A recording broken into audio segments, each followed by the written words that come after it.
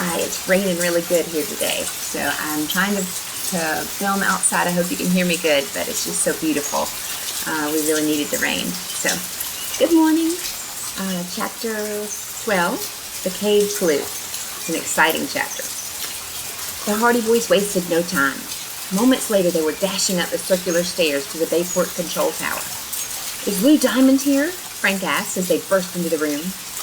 "No," answered a lean, middle-aged man who was seated at a desk. "The chief hasn't come on duty for another hour yet." The brothers explained the situation to him and requested his help. "I remember the Stanwide plane taking off," the tower man recalled. "It departed soon after I came on duty." He quickly checked through his listing of aircraft movements. "Here it is," he said, pointing out a small card. "The plane took off shortly after midnight."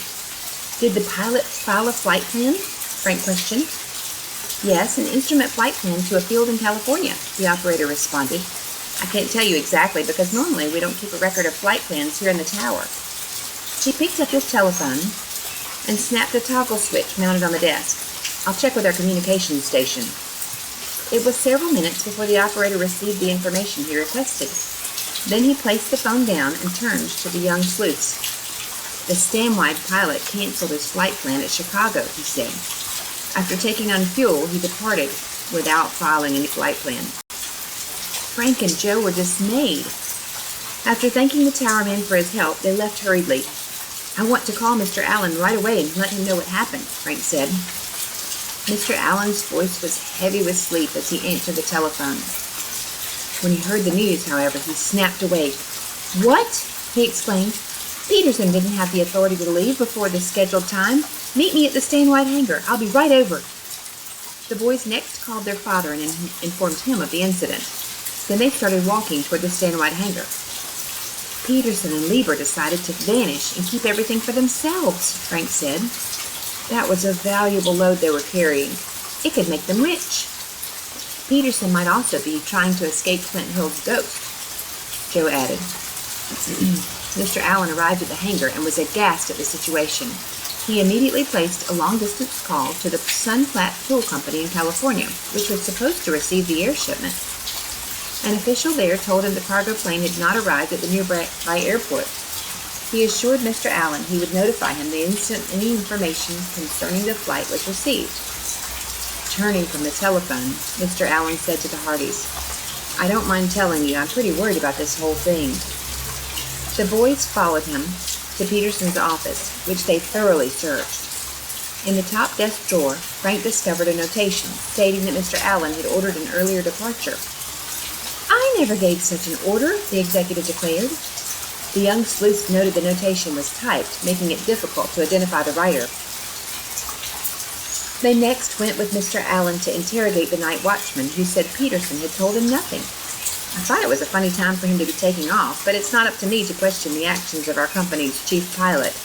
"No, of course not," said Mr. Allen. Using a master key, he searched Lieber's locker but found no clues. Frank suggested they check the bills of lading for the Sunflat shipment. They scrutinized the records for more than an hour, but the results gave no hint of any tampering.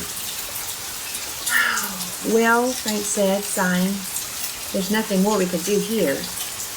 After assuring Mr. Allen they would continue tracking every possible lead locally, the Hardys returned to Randy.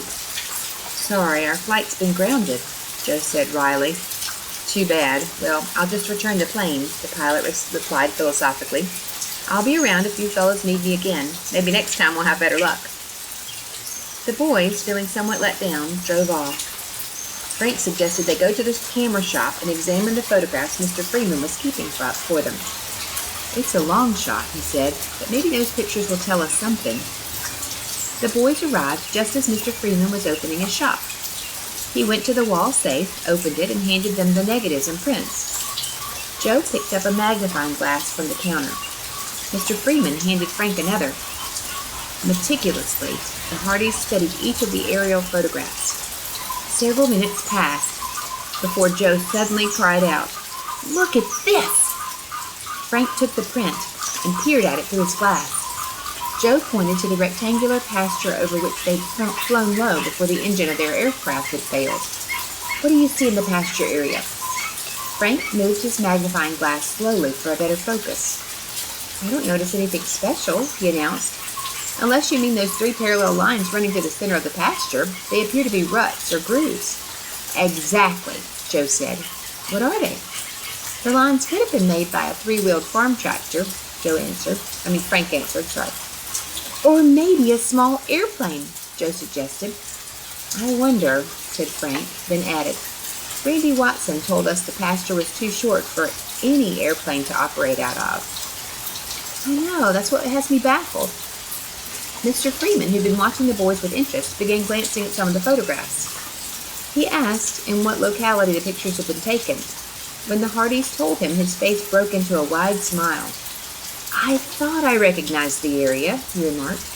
When I was a boy, spelunking was one of my favorite pastimes. I used to go there a lot. Do y'all know what spelunking is? You're about to find out. Spelunking? Frank asked curiously. You mean you went exploring caves in that area?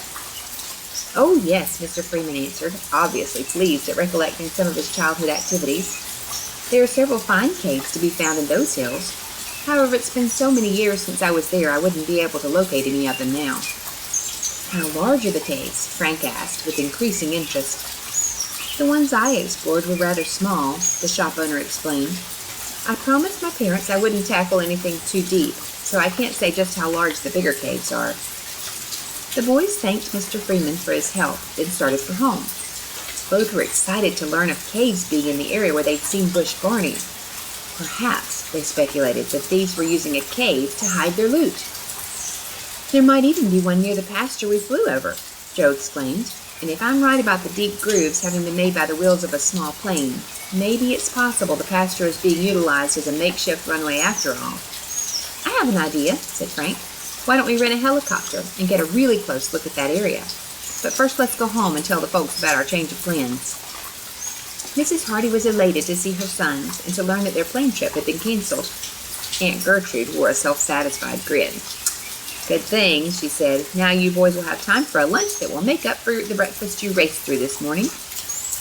The Hardy family sat down to a meal of delicious homemade soup, followed by hamburgers, then gingerbread topped with applesauce and whipped cream. While they were eating, Frank and Joe related their conversation with Mr. Freeman and told of their theory concerning a cavern hideout. Mr. Hardy was interested at once. A cave would be perfect for storing stolen merchandise, he agreed.